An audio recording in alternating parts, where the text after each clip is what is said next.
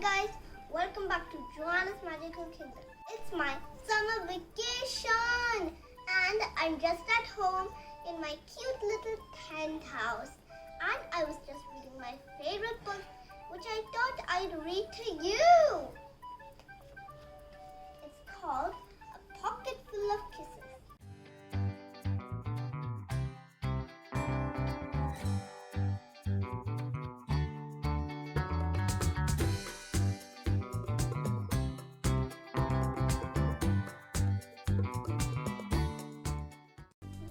Let's get started!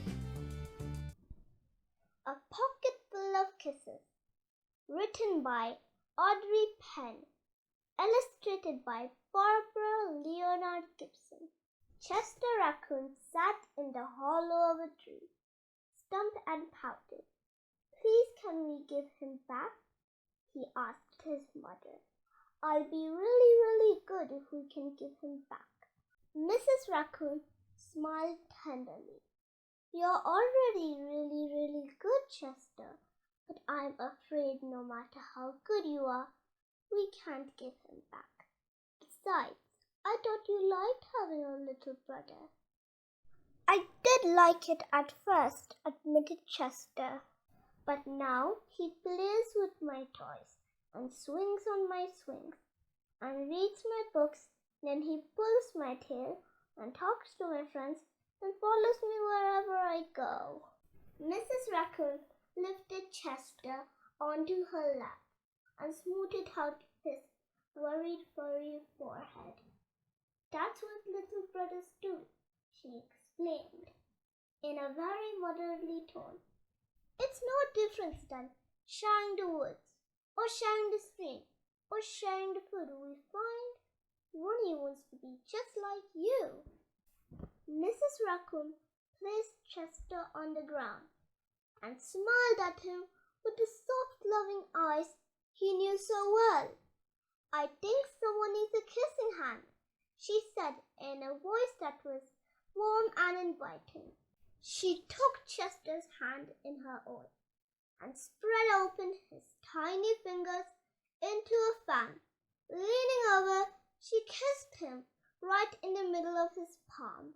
Chester felt the warmth of that kiss rush from his hand, up his arm, and into his heart. And when he pressed his hand to his cheek, he could hear his mother's word in his head. "Mommy loves you." They said, "Mommy loves you." Chester grinned so wide, the tips of his silky black mask crinkled upward. Even his cheeks flushed into a primrose pink.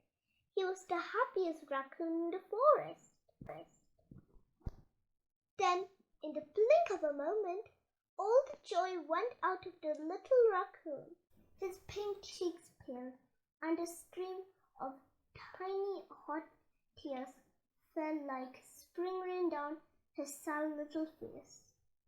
Even his silky black mask dropped as he watched his mother reach down, take Ronnie's hand in her own, open his tiny fingers into a fan, and kiss his brother right in the middle of his palm.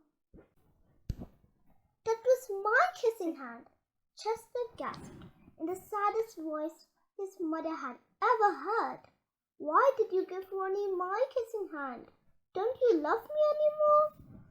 "Oh, Chester," cried Mrs. Racoon, "of course I love you.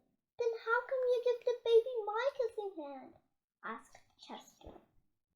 Mrs. Racoon gathered Chester up in her arms and gave him a great big comforting hug. "I will never give Ronnie your kissing hand," she assured him gently. "That was his kissing hand. Now you each have one of your own." Chester wiped away his tears and settled in his mother's lap. "If you give both of us kissing hands, won't you run out?" Mrs. Racoon laughed. "Would you like to hear a story?" she asked Chester. "About kisses, about stars?" said Mrs. Racoon. "Every night just before the sun goes down, it reaches out with its rays and touches every star in the universe. One by one, the stars light up and shine down upon us. Even on the nights, we can't see the stars. They're up sparkling away.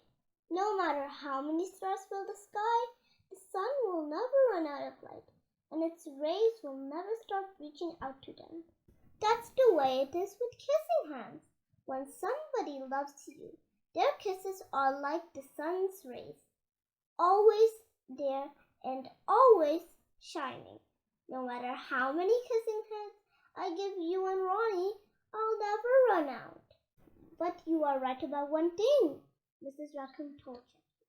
Ronnie's big brother widened his eyes and looked surprised. What's that? He asked his mother. You are the big brother, and Dad deserves something extra special.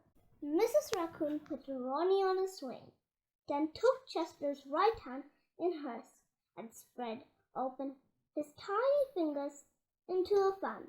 Leaning over, she kissed him right in the middle of his palm. That kiss is for your pocket, she told him. Take good care of it and keep it as a spare. You never know when a big brother might need a little extra care. Chester hugged his mother and romped away. I love you too, he seemed to say. Now, Mommy Racoon and Chester and Ronnie lived happily ever after. The end. And if you're watching my video right now, please hit the subscribe